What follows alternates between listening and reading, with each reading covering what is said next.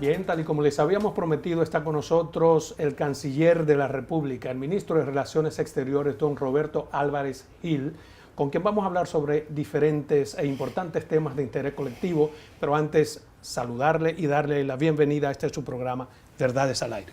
Muchas gracias. Gracias por la invitación. Bueno, don Roberto, era una entrevista que yo estaba buscando hace tiempo por tratarse de un estamento extremadamente importante, tanto en el ámbito nacional como internacional, a raíz de tantas cosas que han pasado. Pero quisiera comenzar preguntándole, si usted tuviera que evaluar el resultado de su gestión, ¿cuáles cosas usted pondría en primer orden? Mira, son muchas. Por un lado, debo comenzar mencionándote los tres objetivos de la política exterior que trazamos, los tres principales objetivos, que son, número uno, la protección de los dominicanos en el exterior. Número dos, la promoción de nuestras exportaciones y atracción de inversión extranjera. Y tercero, la promoción de los valores democráticos y de los principios de derechos humanos. Esos son los tres ejes principales. Pero para poder lograrlo se necesitaba transformar, modernizar, profesionalizar el servicio exterior.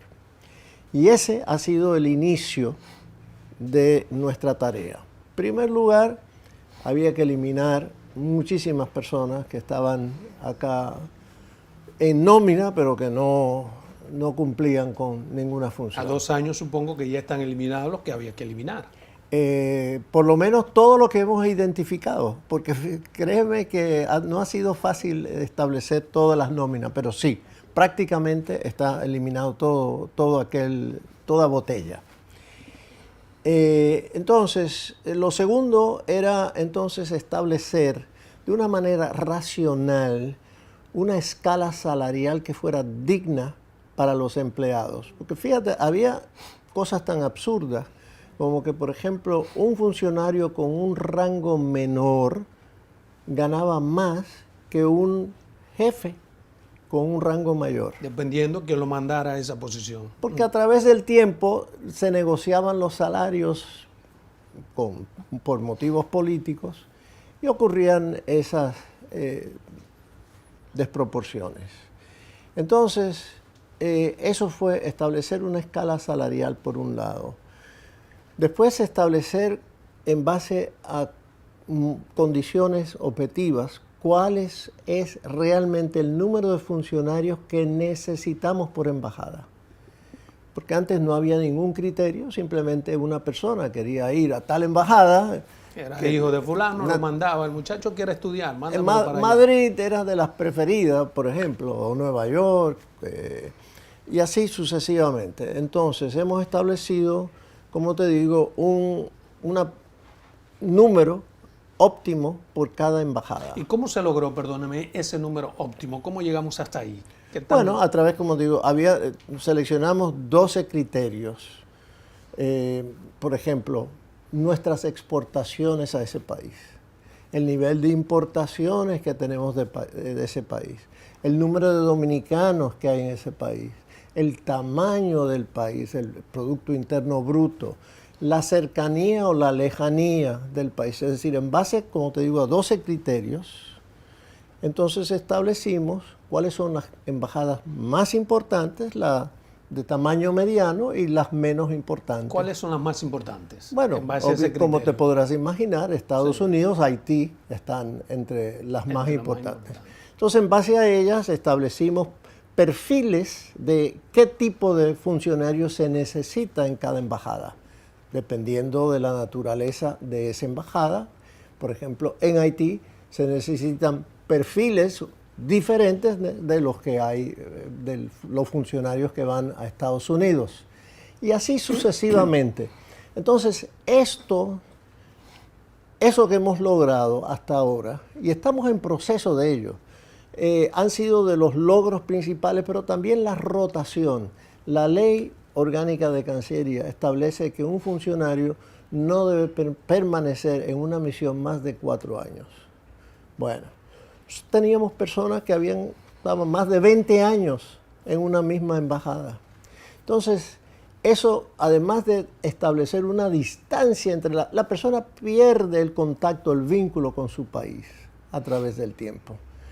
Entonces esa rotación la hemos comenzado a hacer. No ha sido fácil porque hay tantas personas que desarrollaron por estar en un lugar tanto tiempo, incluso que se casaron con alguien local, adquirieron propiedades, etc. Y entonces ha sido difícil esa transición, pero en ello hemos estado. Así que a grandes rasgos te estoy dando en cuanto a la profesionalización del servicio exterior, sin hablarte de los otros 3 ejes todavía. Estoy señalando y enfatizando ese aspecto como uno de los grandes logros. Usted me habló de algo muy importante, que es digamos, el perfil que tiene que tener. Sin embargo, eso no depende exclusivamente de usted, porque el presidente es quien nombra a los embajadores. Bueno, ¿cómo se conjuga el que el presidente designe, por ejemplo, a Adolfo Salomón, y que yo encaje en el perfil para la posición que él me mandó, que es parte de su responsabilidad? Claro, porque hemos establecido un entrenamiento bastante riguroso para todos que tenían que tomarlo, es decir, no importa quién lo haya designado, tuvieron que pasar por ese curso de varias semanas de duración, y el entrenamiento ha continuado virtual, aún a distancia. Y los instructivos que hemos estado enviando desde Cancillería, desde la sede. Ahora bien, debo decirte que los embajadores que el presidente ha seleccionado lo ha hecho pensando muy bien en cada persona y en cada lugar. Tienen una comunicación ustedes en ese sentido, claro, de forma tal de que lo que usted está haciendo aquí se compatibilice con lo que el presidente siempre quiere. Nos hemos reunido, el presidente siempre me ha convocado y hemos hablado de los puestos y los perfiles, pero no quiero señalar a ninguno en particular, pero si tú piensas en varios de ellos, te darás cuenta de las capacidades, y que previamente varios de ellos habían sido embajadores ya, sí, en administraciones pasadas. ¿Eso garantiza de alguna forma que tenemos el personal cualificado y calificado a nivel internacional? Yo diría de que hay un cambio dramático entre los funcionarios actuales y los del pasado. Ahora bien, debo decirte también que afortunadamente en el servicio exterior habían muchos profesionales bastante capacitados. Lo que sucede es que habían encontrado un techo para las promociones, porque las promociones no se hacían en base a criterios objetivos. ¿Y qué se hizo con esos profesionales? Uno de los, claramente, de las cuestiones que hablé con el presidente, que el presidente Abinader lo tenía clarísimo desde el principio, era que había que promover. Había ministros consejeros, que es del rango antes de embajador más alto, había muchísimos que tenían muchísimos años, valga la redundancia, en ese cargo. Entonces se promovieron al inicio, son como 11 o 12. ¿Eso no le ha traído, perdóneme, un conflicto en términos políticos a usted o al presidente? Porque se supone que el PRM, partido de gobierno, y sus aliados necesitan también ocupar esas posiciones. Bueno, en primer lugar, lo que hay que hacer, Adolfo, es cumplir con la ley. Y eso era lo que no se hacía antes. El artículo 66 de la Ley Orgánica de Cancillería establece un mínimo, porcentajes mínimos para funcionarios de carrera, y eso no se cumplía. Este año la ley exige que el 40% de los embajadores sean de carrera. ¿Y qué porcentaje de esos de carrera pertenecen a las gestiones anteriores? De carrera, sí. Bueno, es que hay algunos que vienen desde, ¿qué te puedo decir? Desde el gobierno del presidente Mejía, el entonces presidente, a través del tiempo. No te puedo responder esa pregunta porque en realidad no lo he mirado. Me refiero a cómo se hacen de carrera.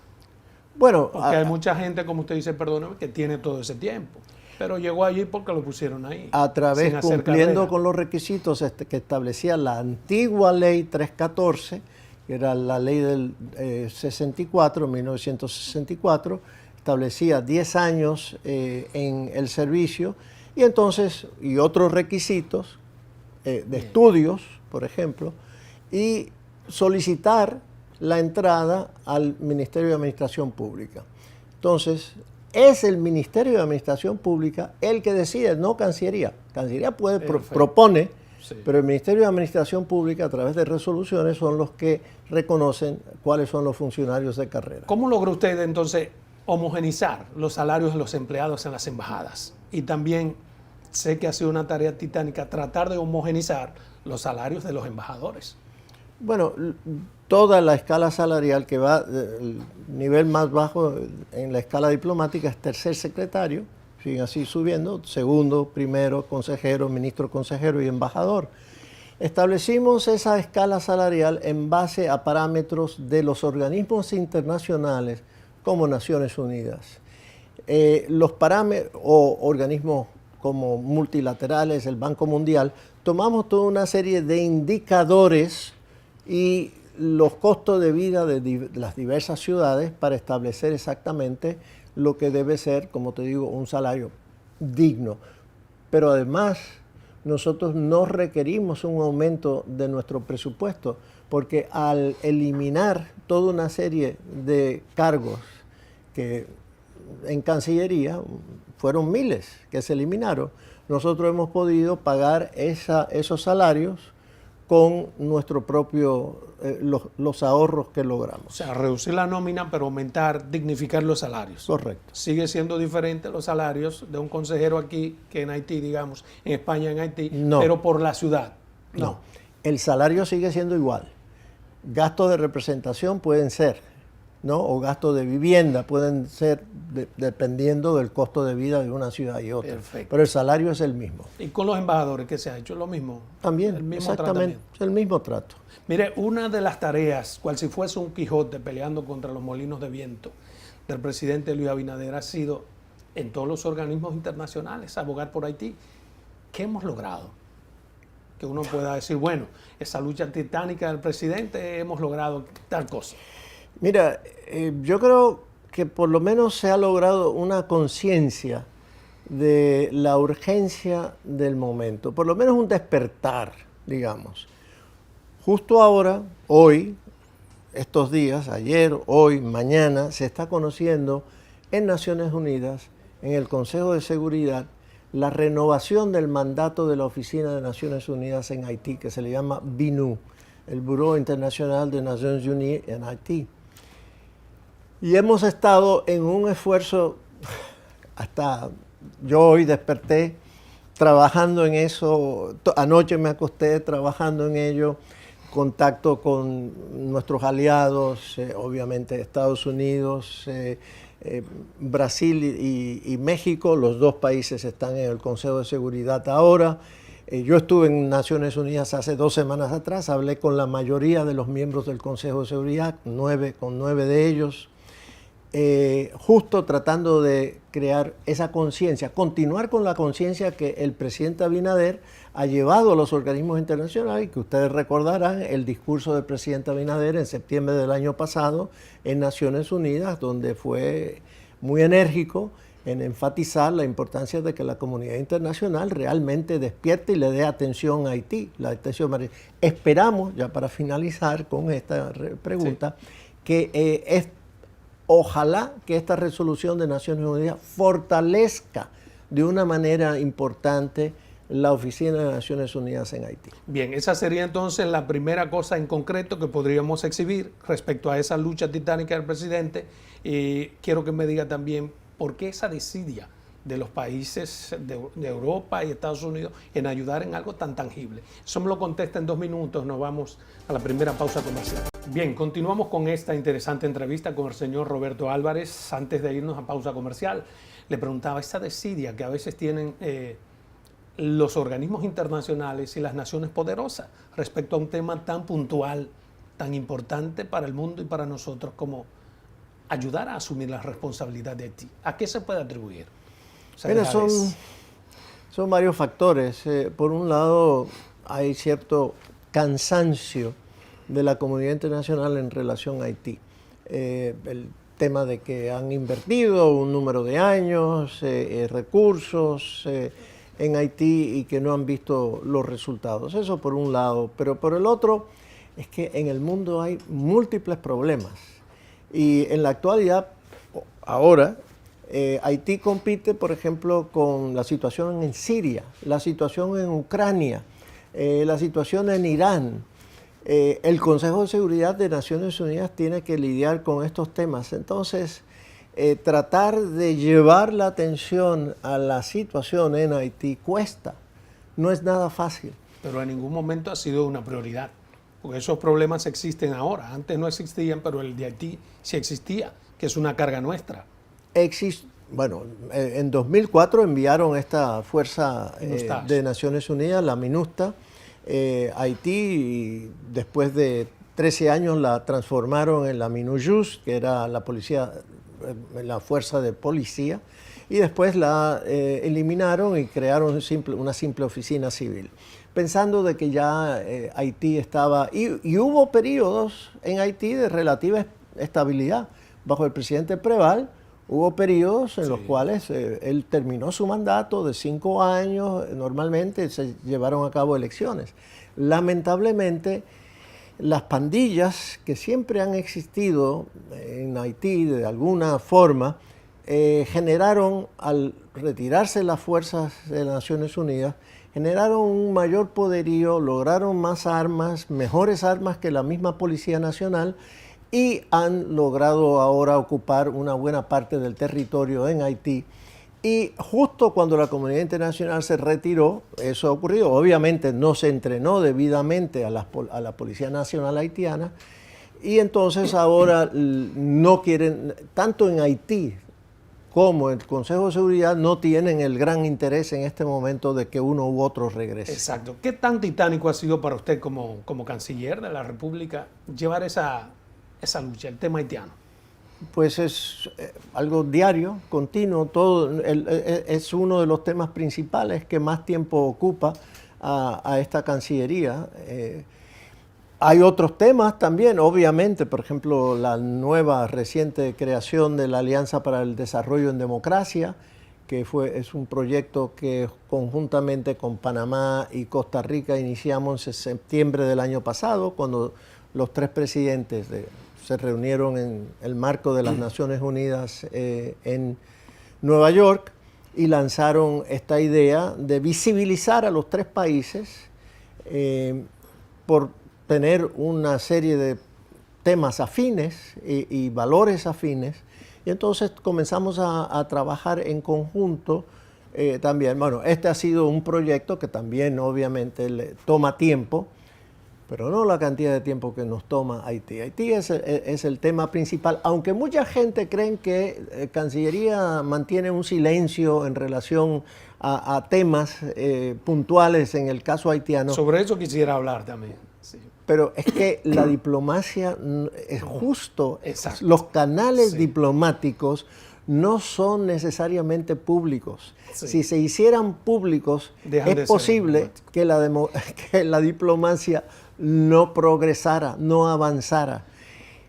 Pero se asume que como nación uno tiene precisamente ese ámbito diplomático para estar enterado de temas que son de interés. Por ejemplo, esa creciente difusión de esos grupos armados en Haití, esos grupos paramilitares, ¿qué tanto preocupa al canciller de la República Dominicana o al país?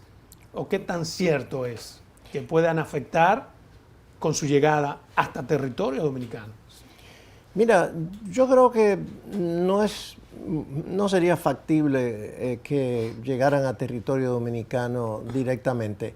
Nuestras Fuerzas Armadas tienen en ese sentido un gran control de la frontera, por un lado. Por el otro, nuestros servicios de inteligencia internos acá también tienen una capacidad muy importante de recibir, de recabar información en ese sentido. Pero usted como canciller descarta que haya grupos armados que estén operando, aunque sea de manera minoritaria, en territorio dominicano, o que haya dominicanos involucrados en esos grupos. Mira, como dijera un expresidente cuyo nombre no voy a mencionar ahora, pero el precio de la libertad es la eterna vigilancia. Tú no puedes descartar nada y tú tienes que estar siempre presente, tienes que estar haciendo un trabajo de, como dije, recabar inteligencia continuamente. No puedes decir, no, nuestras Fuerzas Armadas son perfectas y por lo tanto vamos a descansar. Y a nivel diplomático nosotros tenemos que aprender a cuál es la realidad de esas pandillas, hasta qué punto realmente amenazan al poder actual, el gobierno del presidente interino Henry, y para poder explicar a la comunidad internacional. ¿Descarta usted entonces que haya delincuentes haitianos en territorio dominicano? No, yo no puedo decir que no haya delincuentes haitianos en territorio, pero no hay delincuentes haitianos organizados a nivel de crear una amenaza al gobierno dominicano ni a la población dominicana. No la hay ahora. No la hay. Eso según datos, informaciones que manejan los organismos Eso de seguridad. de acuerdo a las claro, nosotros... Le hago esta pregunta, aunque parezca descabellada, porque por ejemplo vimos que el jefe de la Policía Nacional, a través de su vocero, pidió a la Cancillería, algo que me pareció inusual, que investigue la presencia de delincuentes haitianos aquí. Mira, hay delincuentes extranjeros en Estados Unidos, en Francia, en Alemania, en todos los países del mundo el crimen organizado existe. Claro. Entonces, estas pandillas haitianas no es más que crimen organizado. Un crimen organizado que en Haití está amenazando la seguridad de ese país y por lo tanto nosotros tenemos que estar vigilantes. Mire, ante esa creciente ola de delincuencia, de manera preventiva, el presidente dispuso un momento dado suspender los visados a estudiantes haitianos para revisar, para ver si había una posibilidad de filtración de delincuentes que se disfracen de estudiantes. ¿Se hizo ese trabajo? Sí, se hizo ese trabajo. ¿Qué pudimos constatar?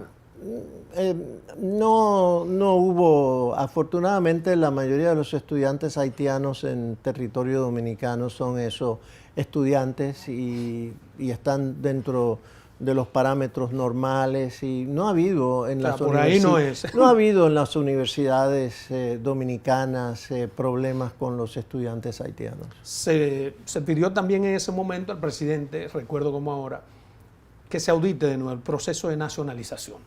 ¿Se auditó? Se está en eso. El proceso de regularización, Plan Nacional de Regularización de Extranjeros, se ha estado auditando ese plan y se ha iniciado con el Ministerio de Trabajo un plan de documentación. Eso está en proceso en este momento. ¿En qué consiste ese plan de documentación? Porque el problema mayor con los haitianos es que el documento primario que debe tener un ser humano, ellos no lo tienen. Entonces, ¿cómo documentamos nosotros a quien no tiene su propia documentación? Esa es una de las dificultades, exactamente, cómo llevar a cabo ese proceso. El gobierno haitiano ha comenzado a registrar a su población en República Dominicana a través de un proceso biométrico con una compañía alemana, Dermalog, muy buena, por cierto, muy capaz esa compañía y han estado, como te digo, haciendo ese registro. Haciéndolo aquí. Haciéndolo acá a través de sus consulados. Entonces, de hecho, el gobierno dominicano, el presidente Abinader, hasta ha ofrecido la posibilidad de facilitar, y se ha dicho esto, a que puedan los haitianos registrar a sus nacionales en el país. Para nosotros eso es esencial. En cuanto al plan de documentación, eso es algo, como te digo, que a través del Ministerio de Trabajo, el Ministerio de Interior y Policía se está llevando a cabo, y eso es por sectores agrícolas, de construcción, etcétera. Pero para que te puedan abundar exactamente sobre eso, tienes que ir donde esos funcionarios. Mi amigo Chu. Y sí, le quería hacer una pregunta en ese mismo sentido, porque los otros días hubo una propuesta descabellada de sectores empresariales de Santiago que tenían las pretensiones de documentar a nacionales haitianos para trabajar. Quizás la intención fue buena, pero ¿cuál es la posición de Cancillería que nunca fijó respecto a eso? Bueno, es que no nos toca a nosotros, eso sería del Consejo Nacional de Migración que tiene esa función. Eso no corresponde con nuestras normas de que ningún empresario vaya a llevar a cabo un proceso por su cuenta, así que eso no tendría Pero cuando validez. usted lo vio, ¿qué le pareció?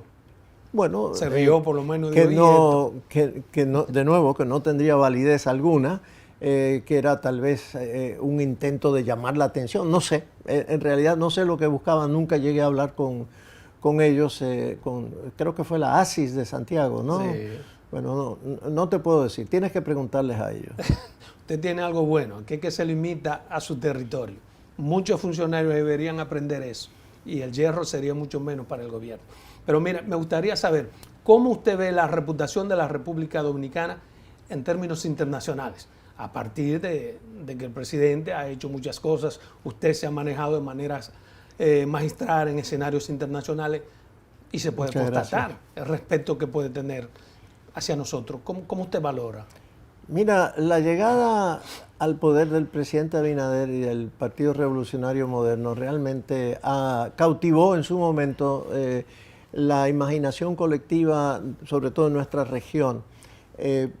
Y ese bono democrático ha sido muy importante, porque llegamos al poder en un momento dado. Después es innegable el crecimiento de la economía dominicana que ha venido ocurriendo a través de las últimas décadas, que eso ha permitido que realmente hoy en día nos posicionemos en la categoría en la cual a la cual pertenecemos. Estamos bien rankeados. En términos pugilísticos, Adolfo, anteriormente nosotros estábamos pegando por debajo de nuestra categoría. Creo que ahora lo estamos comenzando a hacer al nivel debido.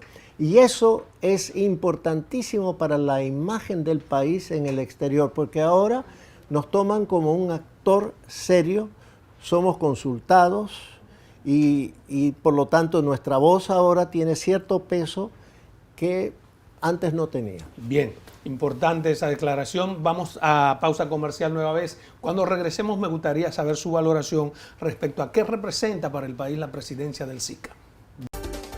Bien, continuamos con esta súper interesante entrevista con Roberto Álvarez, quien es el ministro de Relaciones Exteriores. Antes de irnos a pausa comercial le preguntaba qué representa para el país que tengamos la presidencia del SICA. Sí, mira, te estaba contando ahora mismo 2 presidencias pro tempore, le llaman PPT, presidencia pro tempore. La del SICA, que acabamos de tomar ahora el 1 de julio y que será por 6 meses hasta el 31 de diciembre, la recibimos de manos de Panamá. Pero también tenemos ahora, desde abril del año pasado, la presidencia pro tempore de la Conferencia Iberoamericana, que son todos los países latinoamericanos más los de la península ibérica, es decir, Portugal, España y Andorra. La recibimos de manos de Andorra el año pasado. Eso quiere decir que ahora nos toca hacer la cumbre de presidentes, jefes de Estado y de gobierno de Iberoamérica en marzo del año que viene. ¿La vamos a hacer aquí? Acá, bueno, en República Dominicana no te puedo decir si va a ser en Santo Domingo o en otro lugar. Me refiero aquí al país. Pero aquí en el país. Y la del SICA también requiere una cumbre de presidentes del sistema de integración centroamericano. Es decir, son 8 países, 7 en Centroamérica, más República Dominicana. ¿Qué tan importante es esa presidencia? O sea, ¿qué podríamos nosotros lograr como nación teniendo la presidencia del SICA, aparte de reconocimiento internacional? ¿Hay algo tangible que digamos, bueno, son presidentes del SICA y por ahí podemos lograr tal cosa? Mira, a través del sistema fluye cooperación de los países como Estados Unidos, Unión Europea, Canadá, Corea, Japón, de varios cientos de millones de dólares para nuestros países.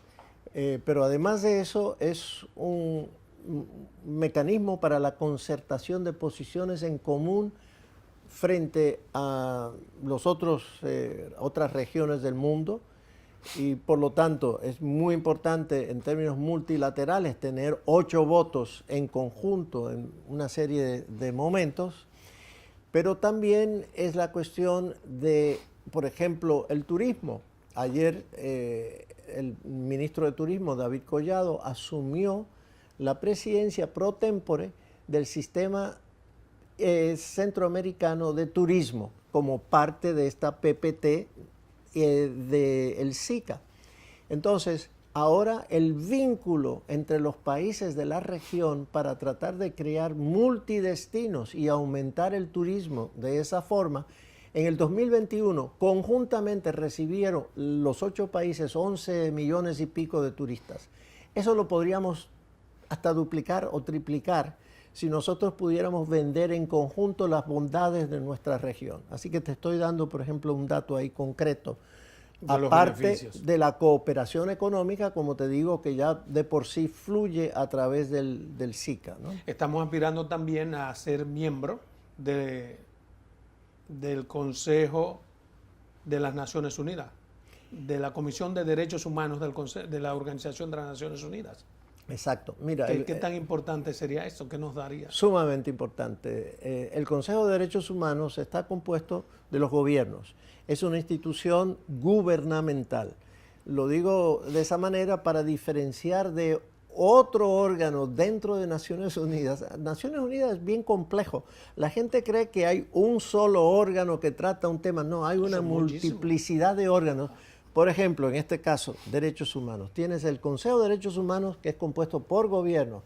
Por el otro lado tienes el Comité de Derechos Humanos, que es compuesto por expertos, elegidos por todos los estados, pero independientes, para conformar ese comité que evalúa los temas de derechos humanos también. Tiene la Comisión Interamericana. Tiene una bueno, serie ese es ahora, entonces es regional. Sí. Es parte de la OEA. Estamos hablando de Naciones Unidas. Sería la primera vez que República Dominicana integraría el Consejo de Derechos Humanos y sería un reconocimiento exactamente de esa imagen, de esa capacidad de acción que tenemos hoy en día y que estamos adquiriendo, en proceso de adquirir. La elección se hará en septiembre del año que viene en el marco de la Asamblea General de las Naciones Unidas, para el periodo de 3 años, de 2024 a 2026. Mire, el presidente Luis Abinader se reunió hace unos días con el presidente o con el secretario general de la Asamblea General de la Organización de las Naciones Unidas para hablar de turismo y otros temas. ¿Qué se cuantificó? ¿A qué acuerdo se llegó? Mira, era una visita en cierto sentido de cortesía, pero también la aprovechamos como una visita de trabajo para conocer los intereses de República Dominicana. Un dato de algo muy importante que salió a relucir de esa visita. El presidente de la Asamblea General es también actualmente el ministro de Relaciones Exteriores de las Maldivas. Las Maldivas es un archipiélago que está en el Océano Índico y él no conocía del tema del sargazo. No existe en el Océano Índico. Es decir, el sargazo es un problema regional, muy grave, muy serio, que está afectando nuestro turismo. Bueno, él lo pudo palpar, lo conoció acá, lo pudo palpar, y él llevó ese mensaje a la reunión de océanos que se acaba de terminar en Lisboa, Portugal, sobre la importancia, concientizar a la comunidad internacional sobre este grave tema para nuestra región.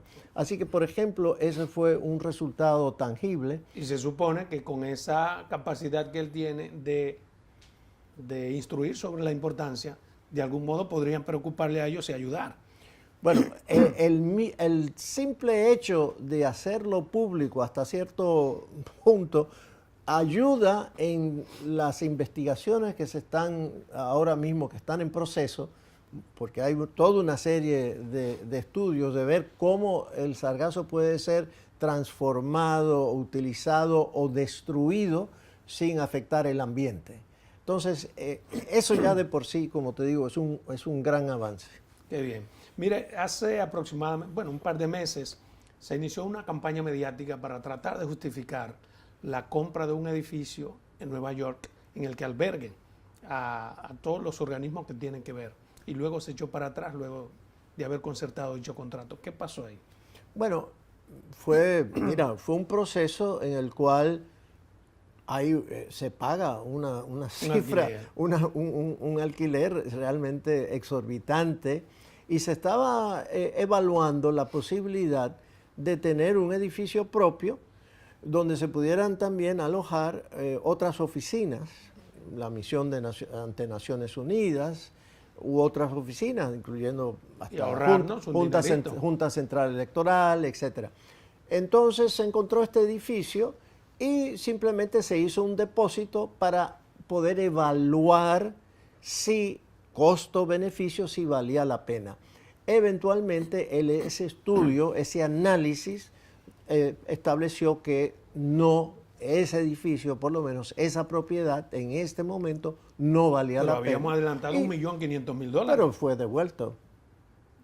El dinero fue devuelto. Pero no debió darse después de la evaluación, no debió hacerse primero ese dinero lo adelantamos nosotros, Cancillería.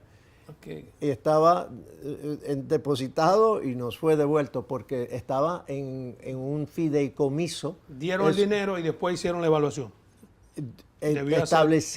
Pusimos el dinero en un fondo que no era de manos de ellos, sino en un fondo separado, en lo que se llama un trust, un fideicomiso, en escrow, y entonces cuando se hizo la evaluación y terminó, pues nada, ese dinero simplemente regresó a nuestra cuenta. Y determinaron que no es factible. Que en este momento, es decir, aún con los altos costos, el valor del edificio no permitía o no era financiera, desde el punto de vista financiero, no era conveniente. Pero siguen los aprestos para buscar un local, ¿o no? Bueno, ya aparecerá otro edificio, ojalá en otro momento. Estamos siempre evaluando esas posibilidades. Usted habló sobre la importancia que tienen esos organismos internacionales o de que nos visibilicemos. Y por ejemplo, el Fondo Monetario Internacional tiene un fondo que se llama Fondo de Resiliencia para paliar la situación que han pasado países como el nuestro en estas crisis. ¿Hemos accesado a ese fondo? Tiene unos chelitos ahí que los países pueden... Mira, ese es exactamente uno de los problemas. El Fondo Monetario Internacional en la actualidad, hay tres tipos de países en términos financieros. Los países que llaman menos adelantados, los países de renta media y los países desarrollados. Nosotros estamos clasificados en los países de renta media o ingresos medios. Para países como los nuestros no hay mecanismos de financiamiento especiales. Vuelvo y repito, para países de renta media no hay mecanismos de financiamiento especiales o, en otras palabras, concesionarios para nosotros. Y esa es exactamente una de las reformas que se está buscando en este momento, justo para evitar que países que han accedido a ese nivel de renta media, no vayan a caer en momentos de crisis como la actual a los países menos adelantados por no tener acceso a ese financiamiento en momentos de crisis, que se necesitan un puente para poder llegar al... Lo que hay que hacer es cambiar las reglas para accesar a esos fondos. En eso sí ha estado y ha costado que los países desarrollados, sobre todo, entiendan esa necesidad, pero se ha avanzado bastante en ese sentido, o sea, mucho. Todavía no se ha llegado a la creación de esos mecanismos, pero se está trabajando en el Fondo Monetario Internacional para ello. O sea que para nosotros accesar a esos fondos, tendríamos que bajar de categoría, lo cual no es conveniente como nación. De todas formas, claro que no. Para esos países menos adelantados hay un fondo de crecimiento y desarrollo especial, pero eso no está a nuestro alcance, afortunadamente. Deseamos que exista otro para nuestras categorías de países. Muy bien, vámonos a una tercera y última pausa comercial. Bien, continuamos con esta interesante entrevista. Quisiera saber, señor canciller, ¿a cuánto se redujo la nómina de la Cancillería a su llegada? Porque según versiones se redujo, pero luego ha vuelto a superarse, incluso mucho más allá de cómo usted la encontró. ¿Qué tan cierto es eso? Bueno, en términos numéricos, para nada. En términos numéricos, la reducción fue dramática y sigue siendo dramática. De hecho, Términos numéricos, o sea, cantidad de términos personas. numéricos, no te puedo decir exactamente cuántas personas en este momento había en el servicio exterior, pero probablemente habían más de 1000. Hoy en día debemos tener entre embajadas y misiones en organismos internacionales, debemos tener alrededor de unos 400. En nóminas claras. Nómina, sí, transparente, que tú puedes entrar Al portal y no me aparece, en la página. por ejemplo, el hijo de un funcionario X que está ahora en España, como no, todo el mundo que está recibiendo un salario está en la nómina en el portal de Cancillería. Por eso te digo, tenemos alrededor, entre embajadas y misiones internacionales, alrededor de unos 400. Es decir, como unos 340 en las embajadas y unos 60 en organismos internacionales. Bueno, te doy un dato. Antes teníamos 12 embajadores alternos ante Naciones Unidas. Ahora tenemos 2. El país que más embajadores alternos tiene, Estados Unidos, son 3 o 4. Y nosotros teníamos 12. Y nosotros teníamos 12. Wow. Teníamos 68 funcionarios. Esto yo lo he repetido muchas veces. Sí. El primer país con mayor número de funcionarios en Naciones Unidas era Estados Unidos con 122. El segundo, China con 99. El tercero, Rusia con 78. Y la cuarta potencia mundial, República Dominicana, con 68 funcionarios. Qué laboriosos son. Mire. Entonces, eso, como te digo, se ha reducido dramáticamente y tú lo puedes buscar en el portal. Pero, Adolfo, no quiero dejar de mencionar algo que creo que es muy importante para nuestro país. Te mencioné anteriormente la Alianza para el Desarrollo en Democracia con Costa Rica, Panamá, que por cierto ahora en la Cumbre de Los Ángeles se incluyó también en la alianza a Ecuador. Bueno, desde hace cierto tiempo, y fue específicamente en la cumbre que se celebró en Puerto Plata en diciembre del año pasado, que ahí se constituyó un consejo empresarial de alto nivel de los 3 países. Ecuador todavía no estaba en el grupo. De 3 países. Ese consejo empresarial finalmente, ya ahora en 25, me parece, de este mes, va a firmar un acuerdo con el gobierno de Estados Unidos, los empresarios dominicanos, costarricenses y panameños, con los empresarios de Estados Unidos y bajo la égida de Estados Unidos, a firmar un acuerdo para que nuestros países sean evaluados en cuanto a las cadenas de producción, las industrias que nosotros tenemos en común y que son de interés estratégico para Estados Unidos, para llevar a cabo ese análisis de forma tal que puedan entonces crearse los incentivos para que esas compañías o compañías nuevas se establezcan en nuestros países.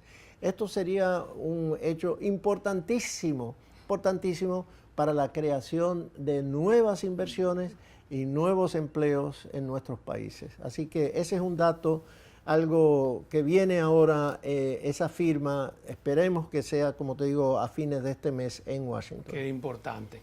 Mire, yo tengo una pregunta que no puedo irme sin dejar de hacerla, porque es algo que sucede cada cierto tiempo.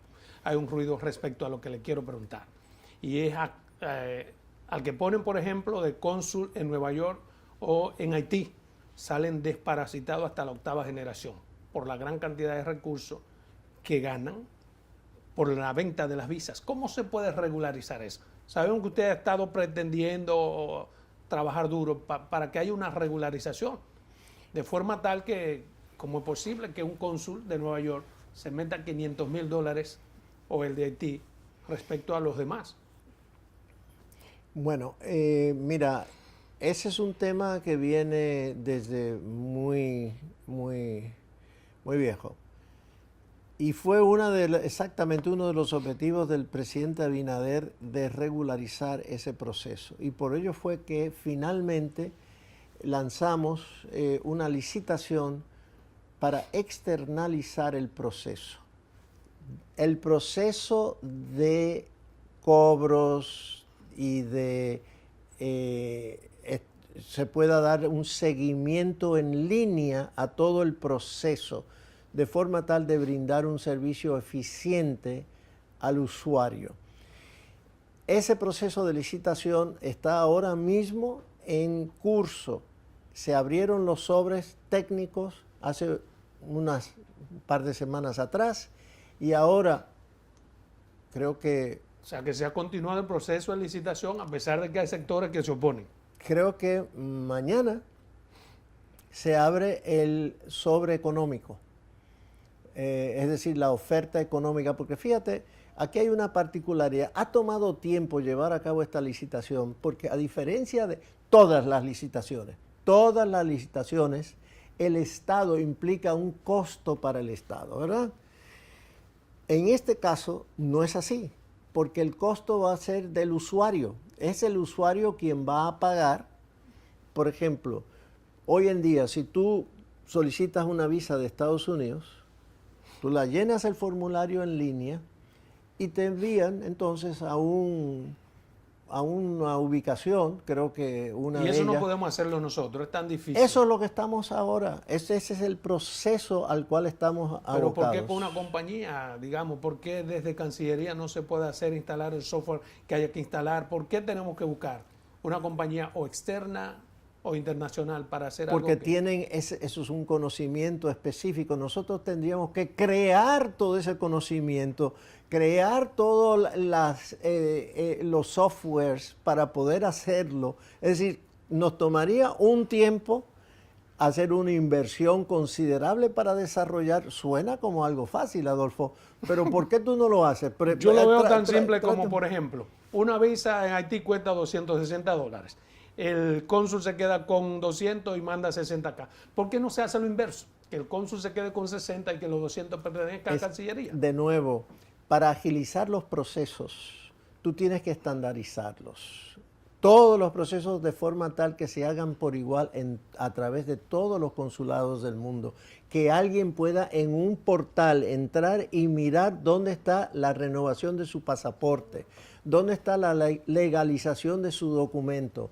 Eso es un expertise específico que esas compañías que se dedican a ello han desarrollado a través del tiempo y han invertido para ello. Y aparte de eso, por ejemplo, la pertinencia de dar o no una visa, porque por ejemplo, cualquier haitiano, por decir cercano a nosotros que conocemos, tiene los cuartos necesarios, los $260 y tiene la visa, pero no sabemos, no hay cómo evaluar si ese ciudadano califica para que le demos una visa, o cualquier venezolano, cualquier chino, cualquier nación.